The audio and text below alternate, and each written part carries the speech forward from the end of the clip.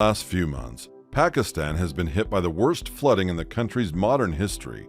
As a result of the floods, 1/3 of the country is underwater, and the number of fatalities has come close to 1,600.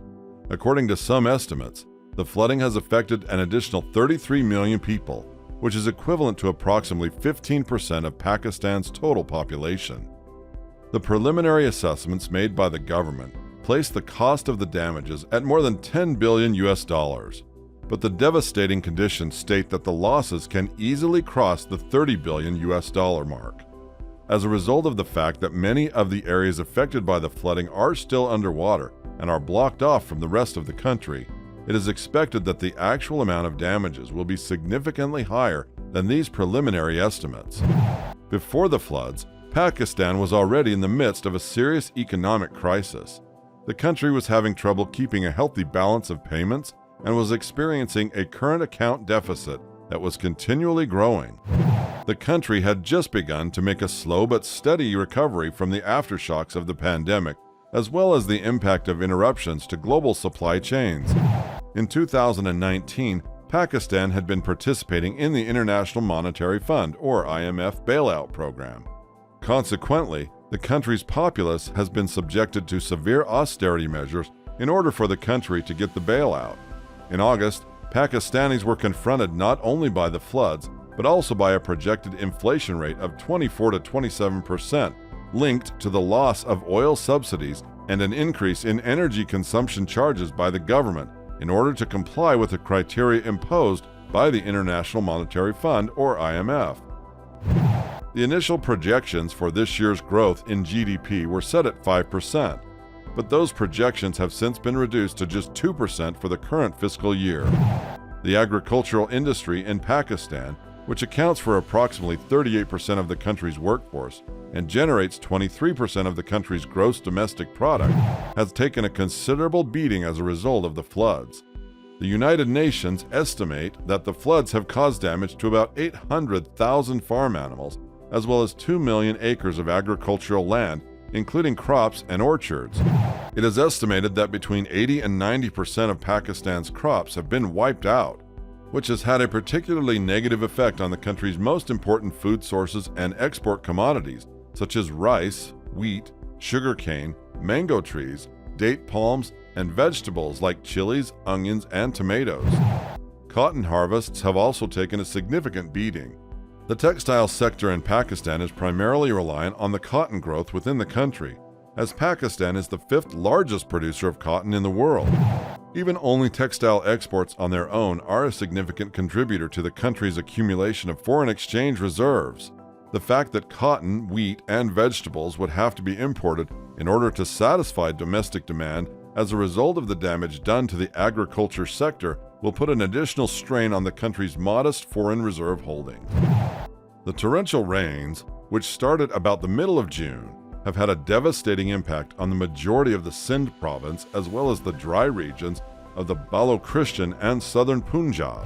Because large portions of Sindh are still underwater, it will be difficult for the province to begin preparations for the wheat sowing season, which typically begins at the beginning of October, which is 1 month earlier than the beginning of the season in Punjab.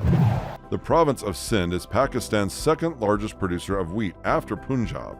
Even before the floods struck, Pakistan had a shortage of 2.6 million tons of wheat. The floods have just made the situation worse. As a result of the floods, domestic agricultural output has been destroyed, and the government has issued a warning that there will be a food shortage in the days to come. The cost of onions and tomatoes have already reached an all-time high. In a nation in which 40% of the population already deals with persistent food insecurity, this would lead to a rise in both food insecurity and malnourishment.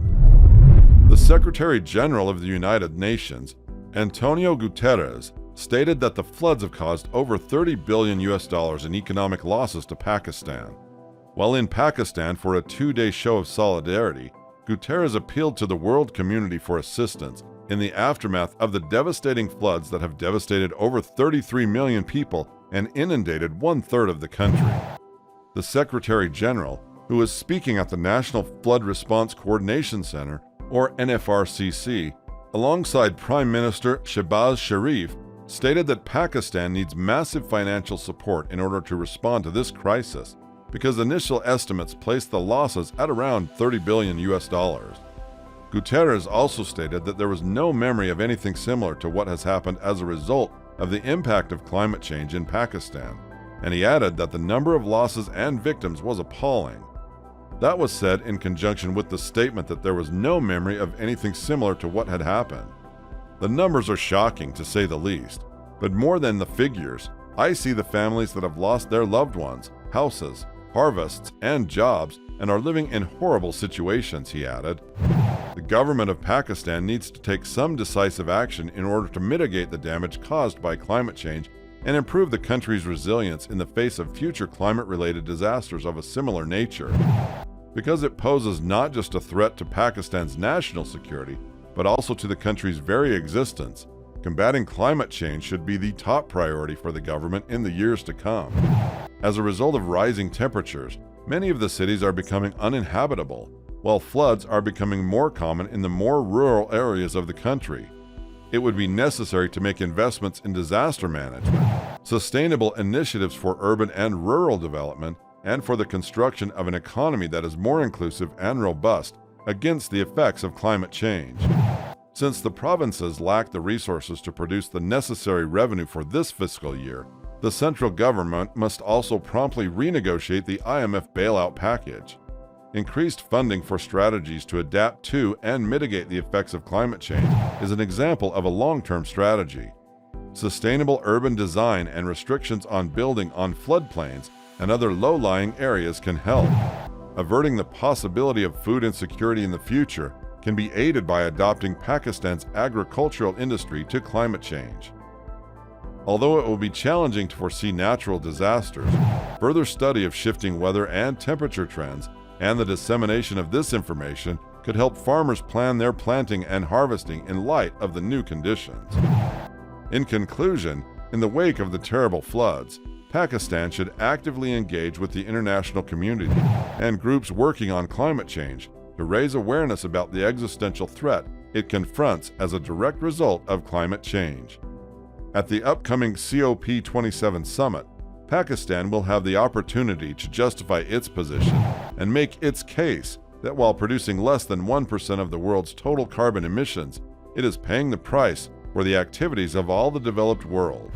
It is imperative that the international community acknowledge that Pakistan, along with many other nations that lack the resources necessary to completely adapt to climate change, will be unable to combat this catastrophe on its own.